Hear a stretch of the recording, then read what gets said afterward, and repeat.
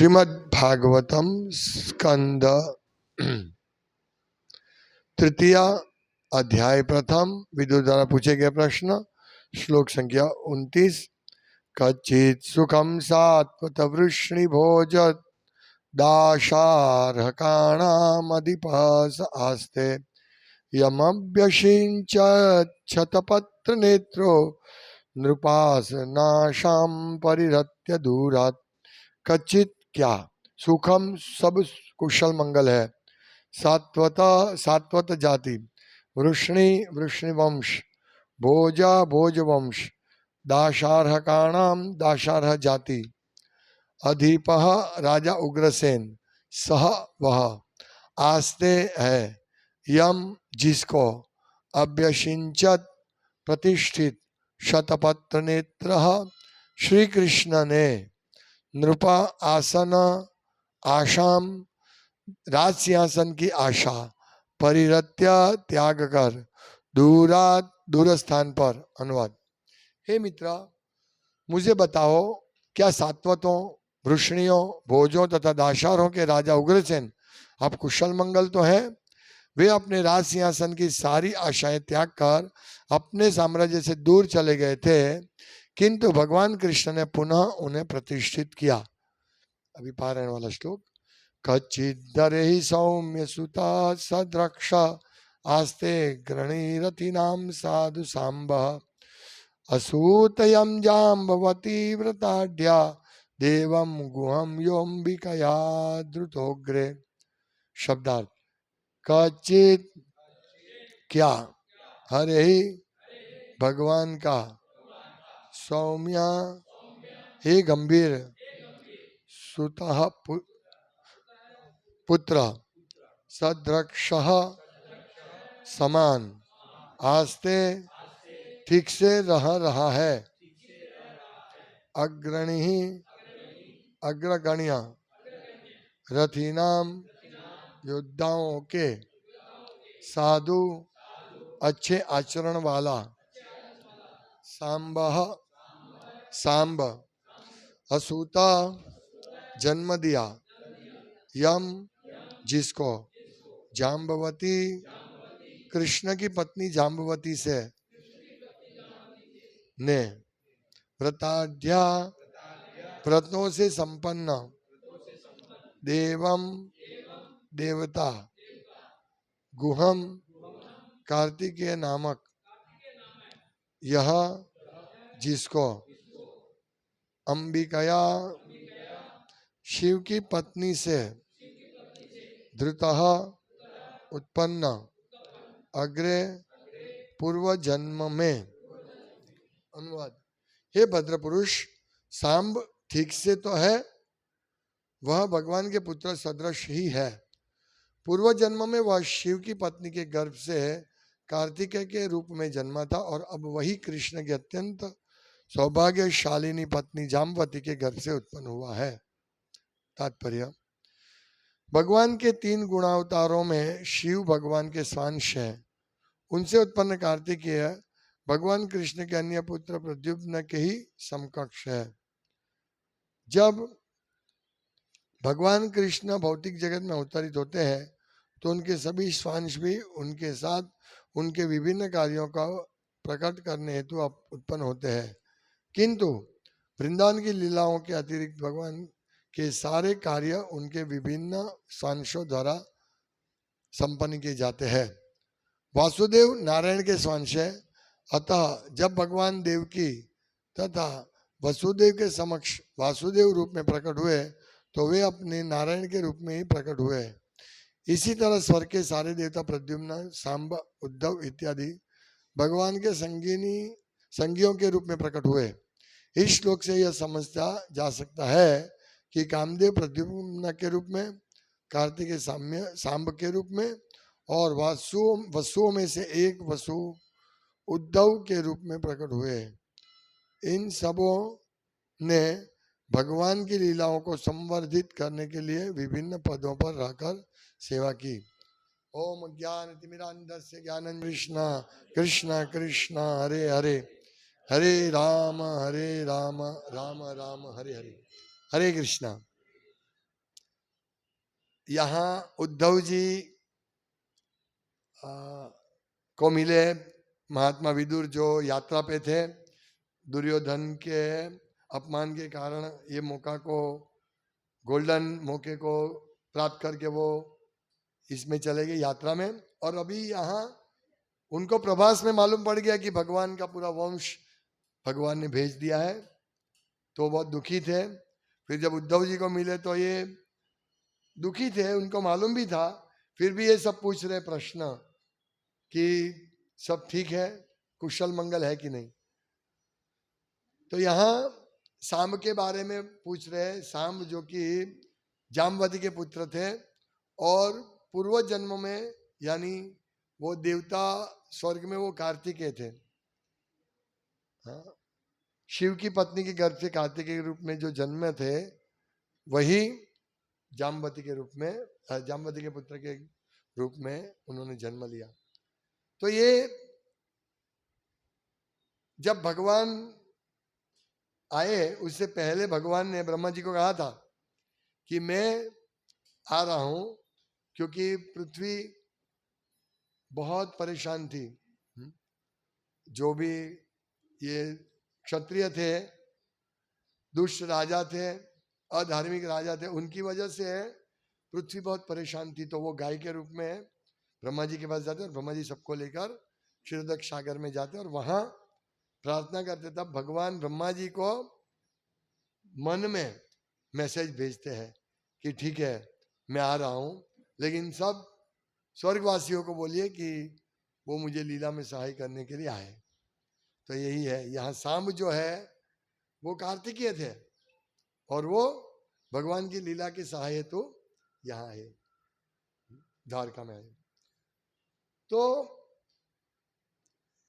हम लोग भी मृत्यु के बाद भगवान की सहाय के लिए भगवान के पार्षद रूप में भगवान के पास जहां लीला चल रही वहां जा सकते हैं।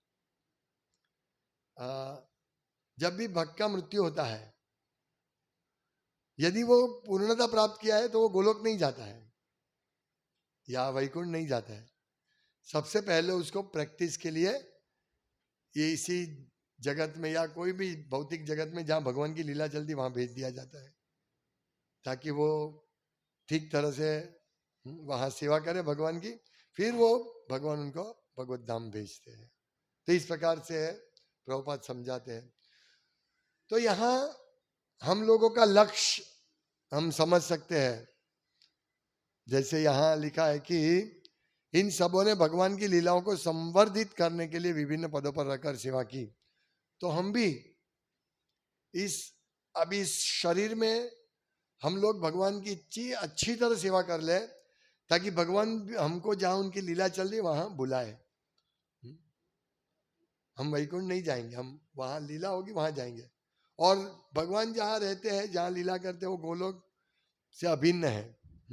वहां यदि हम भगवान के साथ में रहते तो जैसे यहाँ द्वारका में भगवान रहते थे, तो द्वारका आध्यात्मिक जगत की है। यहाँ जो द्वारका है वो भी सेम है। आध्यात्मिक जगत में जो द्वारका है वो द्वारका और यहाँ की द्वारका सेम है। तो इस प्रकार से हम लोगों को ट्रांसफर किया जाएगा। कितना अच्छा है हम भगवान धाम मतलब भगवान के संग में जाए। यहाँ भगवान के संगियों के रूप में प्रकट हुए सांब, प्रद्युम्न, उद्धव जी भी। उद्धव जी वसु थे, प्रद्युम्न कामदेव थे, कामदेव के अवतार। तो इस प्रकार भगवान की लीलाओं में हम सहयोग दें,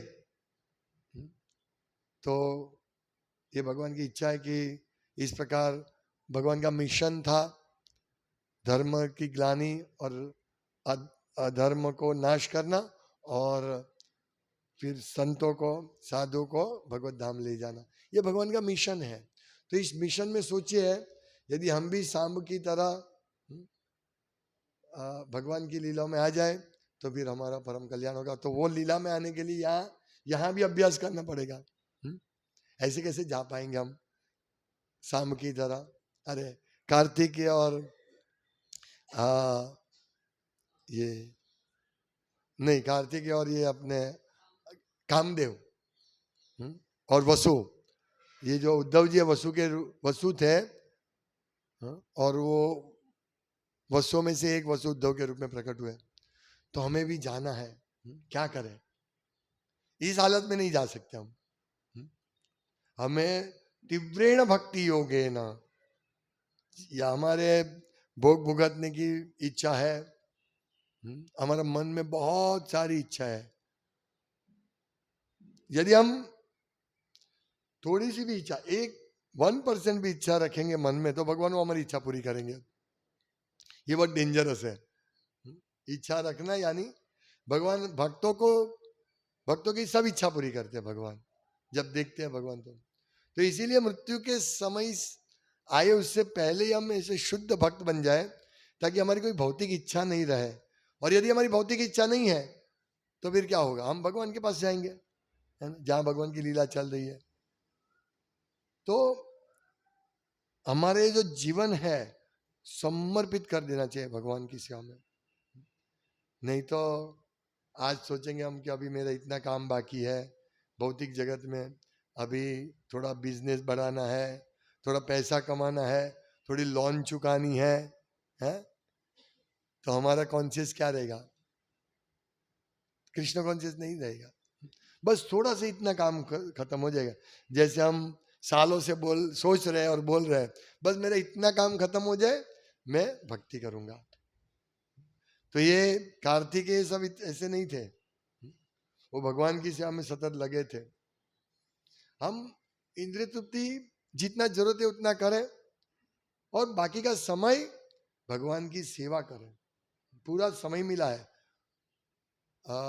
जैसे जैसे हम भक्ति में आगे प्रगति करेंगे तो हमारे लिए सोने का भी समय ढूंढना मुश्किल हो जाएगा, है ना। ऐसी हमारी हालत होनी चाहिए, तभी हम पूर्णतः कृष्ण कॉन्शियस रह सकते हैं।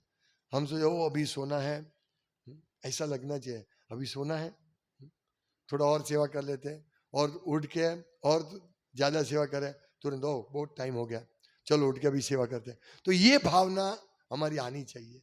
जब तक ये भावना नहीं होगी तब तक गृह क्षेत्र सुताप तवित्ते जनस्य मोह अयम अहम ममेति, घर में आसक्त रहेंगे, आप तब परिवार जनों में आसक्त रहेंगे।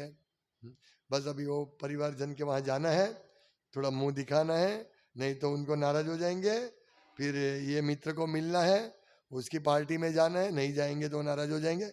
ये आपता गृह क्षेत्र सुताप्त, सुत पुत्र गृह, घर में आसक्ति, गृह क्षेत्र हमारे बिजनेस में क्षेत्र यानी हमारी लैंड जमीन प्रॉपर्टी, उसमें हमारी आसक्ति रहेंगी तो हम भगवान के पास जाना मुश्किल ही नहीं है, सुदुर्लभ होगा, नहीं जा सकेंगे हम। इसीलिए सिंपल लिविंग जो भी है, हम किस तरह से भगवान की सेवा बढ़ाए वो सोचना है। यहाँ तो फोर्स करना पड़ता है, प्रभु सेवा में आना, मंदिर में सेवा है, एक महीने में सेवा में बुलाते हैं तो कोई आते हैं कोई नहीं आते हैं, है कि नहीं।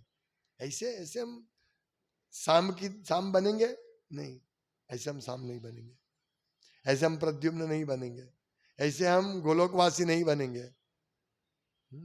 गोलोकवासी बनने के लिए हमको बहुत मेहनत करनी पड़ेगी, विशेष करके गृहस्थ भक्तों को, क्योंकि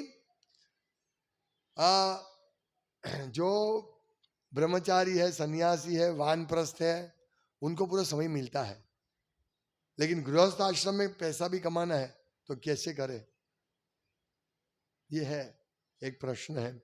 लेकिन यदि हम प्रार्थना करेंगे तो पैसा जो है वो भगवान की कृपा से धीरे धीरे धीरे अपने आप हमको जो हमारा जो नसीब है वो हिसाब से हमको पैसा मिलेगा, भगवान की कृपा से मिलेगा। अधिक परिश्रम करने से अधिक पैसा मिलेगा, ये कौन से भौतिक जगत का है, ये भौतिक जगत का है। देखिए हमको जो पैसा मिलता है वो कौन से पैसे मिलते हैं, पूर्व जन्म के कर्मों से मिलता है ना, पूर्व जन्म के कर्मों से। वो पैसे का उपयोग करके हम भक्ति में आगे बढ़े, यानी मोक्ष के लिए धर्म अर्थ काम और मोक्ष। तो हमको जो भी मिलता है, हाँ, वो हमें हमारे पूर्वज कर्म की वजह से मिलता है। तो अभी पूर्व कर्म है, अभी ये जमीन है, जमीन में हमारे बाप दादा ने सोना लगाया होगा, तो हम खोदेंगे तो निकलेगा, है? थोड़ा खोदेंगे, आओ सोना मिला। लेकिन सोना ही नहीं, हम कितना भी खोदेंगे नीचे पाताल तक जाएंगे, सोना नहीं मिलेगा। मेरा पुराना घर था, तो उसमें मेरे काकी को हमेशा सपना आता था कि हमारे जो अंदर है ना, खन खन खन आवाज आता था, यहाँ कुछ होगा, खजाना होगा, खजाना होगा। ऐसा हमने खोदा नहीं, पर कहने का तात्पर्य कि यदि होगा खजाना नीचे हमारे बाप दादा ने, यानी हमारे कर्म के हिसाब से होगा, तो खजाना बाहर निकलेगा ना। अगर है ही नहीं तो हम खजाना क्या ढूंढेंगे। इसी प्रकार हमारे नसीब में जितना दुख है सुख है उतना ही मिलेगा। वही सुख दुख का उपयोग करके भक्ति में आगे बढ़ना है। अभी जो हम भक्ति कर रहे हैं वो नया कर्म है, अकर्म है, जिससे हम भगवान के पास जा सकते हैं। तो हमें इसके लिए प्रयास करना चाहिए। कोई सोचते हैं देखो मेरे पास कितना पैसा, मैं इसको भी एंजॉय करूंगा, तो एंजॉयमेंट यानी वो पैसे को खत्म करना, पुण्य कर्मों को खत्म करना। यदि हम इंद्रिय तृप्ति करते हैं तो पुण्य कर्म हमारे खत्म हो रहे हैं, और हमें मालूम भी नहीं पड़ेगा कब पुण्य कर्म खत्म हो गया, और हम इधर नाचते रहे नाचते रहे नाचते रहे और दबाक से गिर जाएंगे, फिर हमको कुछ नहीं कर पाएंगे। इसीलिए यदि धन ज्यादा है भगवान की सेवा में लगाओ। यदि हम इस शरीर से भगवान की सेवा जितनी ज्यादा हो सके उतनी करो। शरीर, मन, बुद्धि, वचन, जब तक प्राण है तब तक हम बुद्धि का उपयोग करेंगे, मन का उपयोग करेंगे। जैसे ही प्राण चला गया, फिर कुत्ते के शरीर में क्या करना, भौंकना ही है। अगर कुत्ते के शरीर में भौंकना है, गधे के शरीर में करना ही है? उधर करना ही है, तो फिर मनुष्य जीवन में क्यों ऐसा करे? मनुष्य जीवन में तो अथा तो ब्रह्म जिज्ञासा, कथा करनी चाहिए, बात करनी चाहिए भगवान की। बाकी के सब योनि में ऐसा ही बहुत मजा आएगा। कुत्ते का भौंकना बहुत अच्छा लगता है उसको, वो मेंढक को कोकड़ बहुत अच्छा लगता है उसको, है ना? तो वो क्यों करे इसमें सिर्फ कृष्ण कथा की बात करे। यदि जाने हैं भगवान के पास, नहीं तो ठीक है, हमारा नसीब में बहुत पैसा है, उसको एंजॉय करो, तो इधर रहेंगे। इसलिए एंजॉयमेंट का जो विचार है ना, ये हमको छोड़ना है, यही सीखना है भगवत गीता से, भागवतम से यही सीखना है कि कैसे हम कृष्ण का एंजॉयमेंट करवाए, कृष्ण को मजा करवाए। और जो मूर्ख है वो इस प्रकार से नहीं सोचेगा। जो रियल ब्राह्मण के लेवल में है, ब्राह्मण कृपण ये नहीं सोचेगा, कंजूस, वो अपने मनुष्य जीवन का उपयोग इंद्रिय तृप्ति के लिए करेगा, वो कंजूस है। और जो ब्राह्मण है, कंजूस का विरोधी उदार, जो उदार है वो अपने जीवन का उपयोग कृष्ण सेवा में करेगा, कृष्ण भक्ति के प्रचार में करेगा। वो वास्तव में बहुत ही बुद्धिशाली है। हमको बुद्धिशाली बनना है कि भाई बुद्धिशाली कैसे बने कि भोग हम जो भुगतते हैं वो तो गधे को भी मिलता है, कुत्ते को भी मिलता है, सिर्फ मैं भोग के लिए क्यों, अरे हाँ, भोग के लिए क्यों मैं काम करूं? मैं ऐसा काम करूं जिससे मेरा जीवन सफल हो। ये हमें सतत मन को टॉर्चर करना है।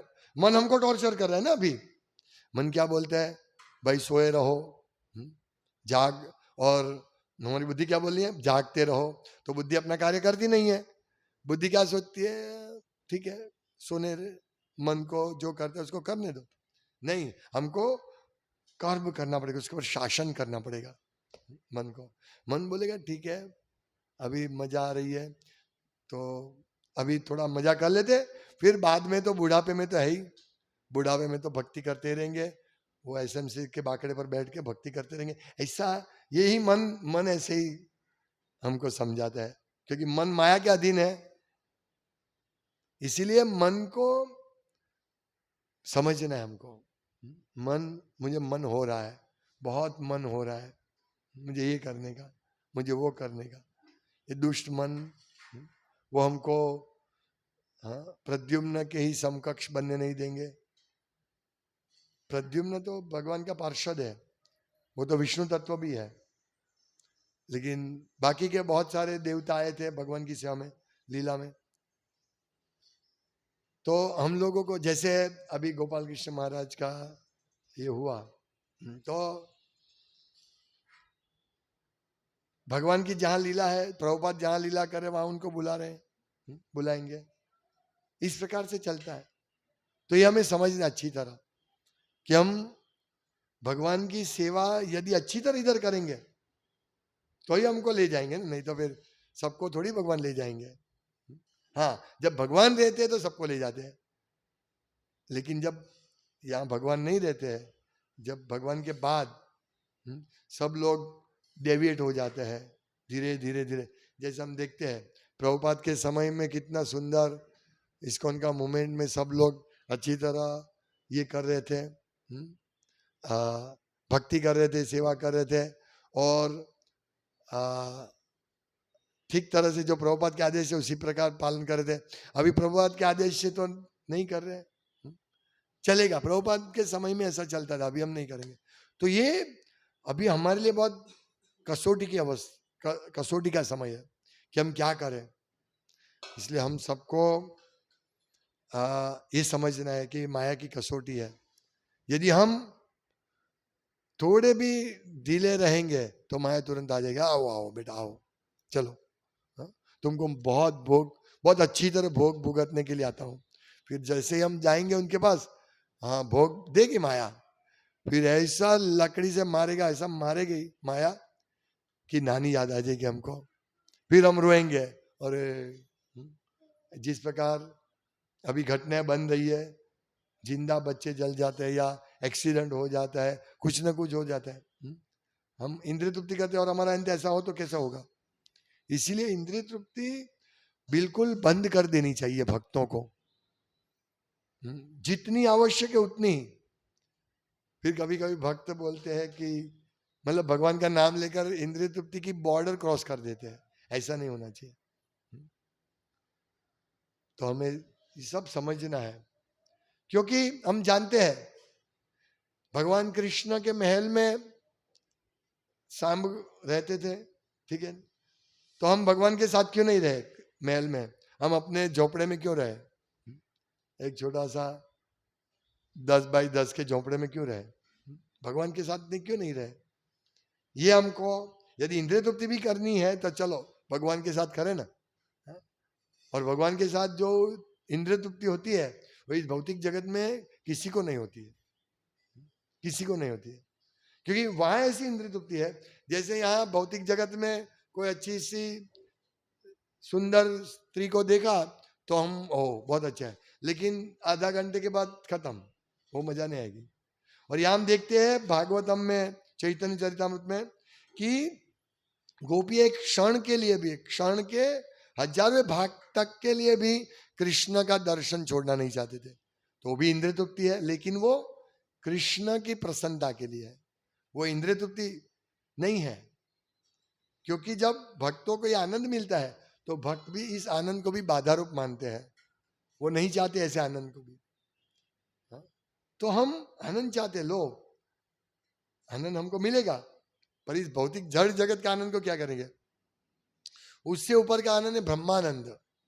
इस जड़ जगत में जितना भी आनंद है उससे ऊपर ब्रह्मानंद का आनंद है, और ब्रह्मानंद के ऊपर भी ये कृष्ण का आनंद, कृष्ण सेवा का आनंद है।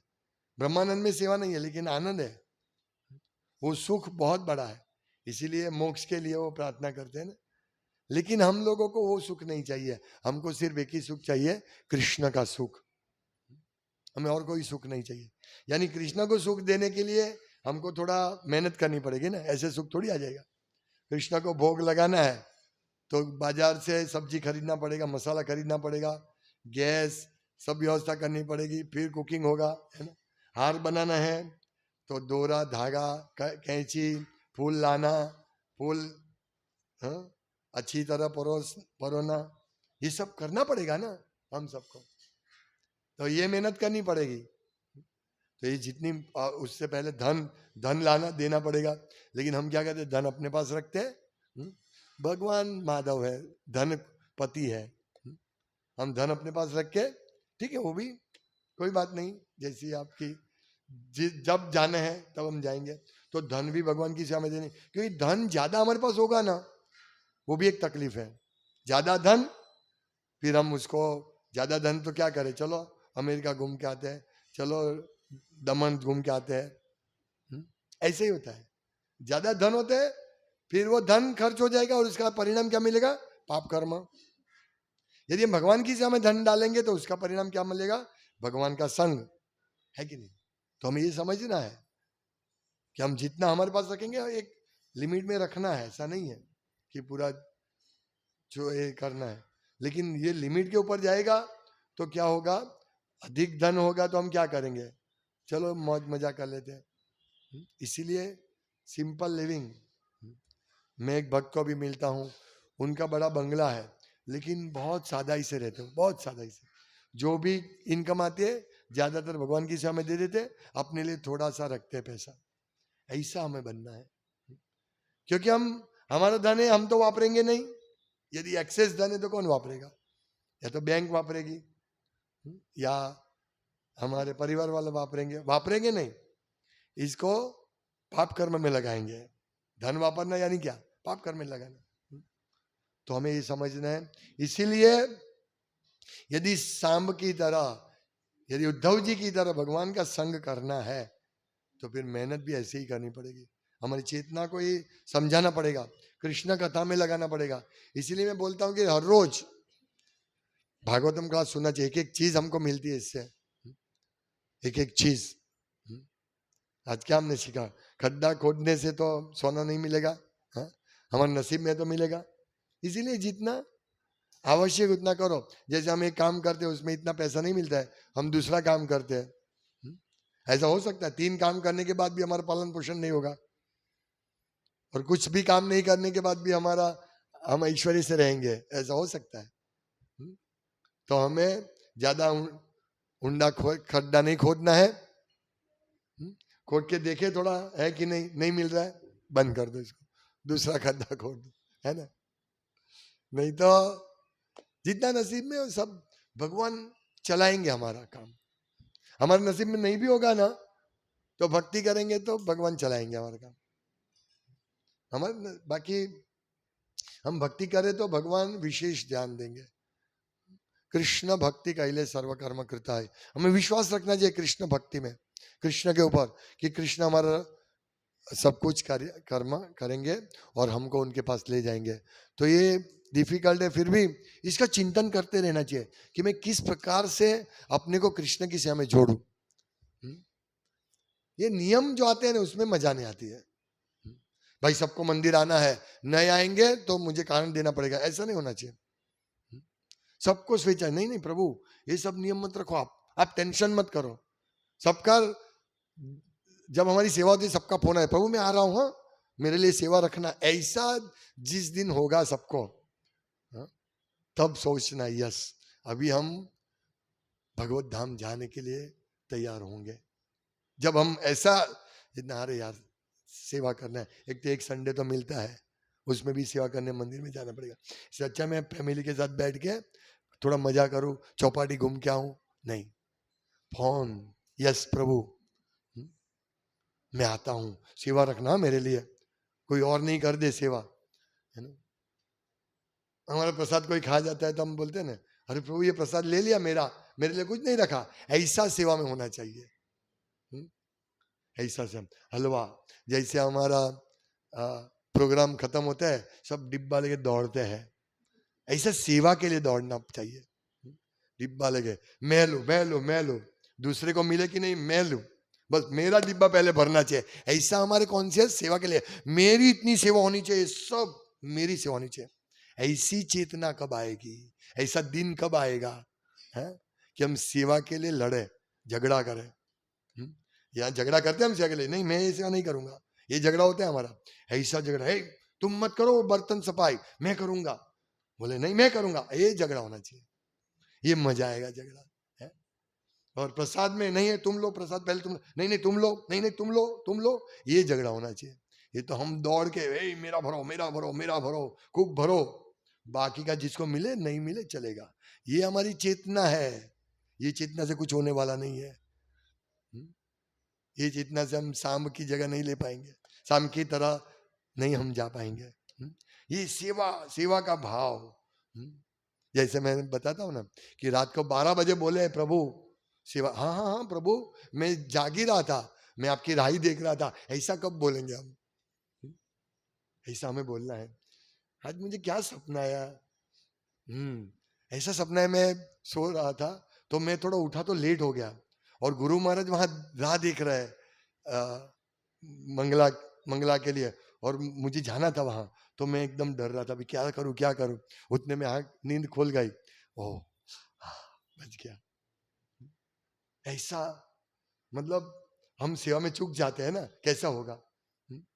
हमें अभी तो गुरु महाराज नहीं है, पर हमें हमें ऐसा होना चाहिए, ओ भगवान राह देख रहे हैं, मंगला में जाऊं टाइम पे जाऊं, लेट जाऊंगा तो अच्छा नहीं है। इस प्रकार से हमारी चेतना बनानी है, सेवा करनी है, इस प्रकार से चेतना बना के सेवा करेंगे तो बहुत लाभ होगा। ये सेवा करने के लिए किया वो मजा नहीं आएगी, दिखाने के लिए किया मजा नहीं आएगी, अपने हृदय से, क्योंकि मन वही बोलेगा मैं क्यों इतनी सेवा करूं, यहाँ मैं क्यों ये सफाई करूं, सफाई करने वाले मैंने तो बहुत सेवा कर दी, सफाई दूसरे करेंगे, ऐसा नहीं होना चाहिए। हमको ऐसी सेवा करनी चाहिए, पहले दिन जो सेवा का भाव है वही लास्ट दिन तक रहना चाहिए। मैं बार बार बताता हूँ, ये हमारी प्रगति है। जितनी सेवा करने की हमारी इच्छा हो, प्रगति है, उत्कटता, यानी सेवा करना यानी कृष्ण का संग करना है ना। तो हमें ये भावना से आगे बढ़ना है, आधी रात को भी सेवा करने के लिए तैयार रहना है।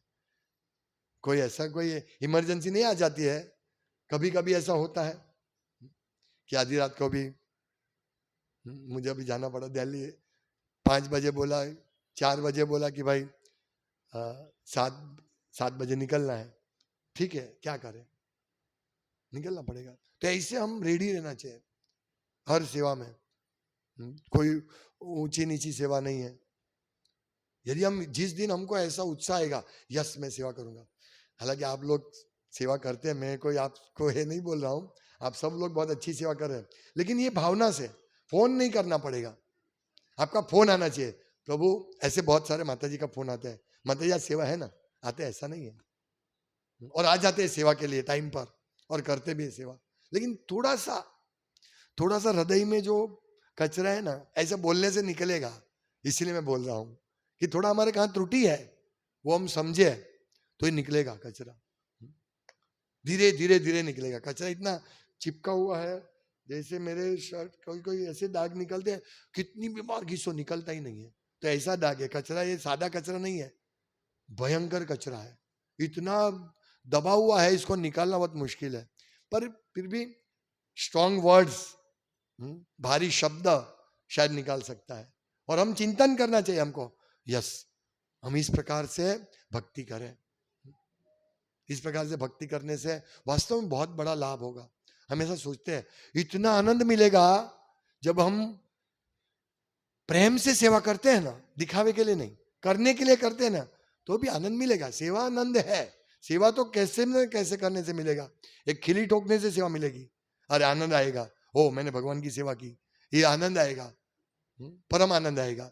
लेकिन सोचिए यदि हम और ज्यादा सेवा करेंगे, जितना सेवा करेंगे उतना आनंद आएगा।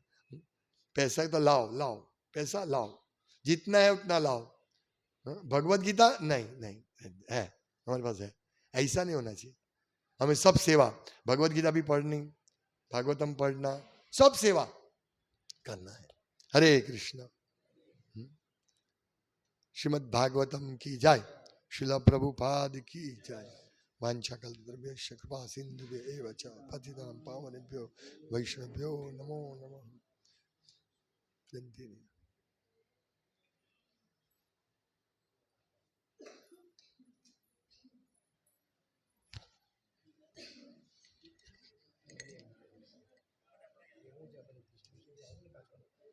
बात बगड़ी जाती है।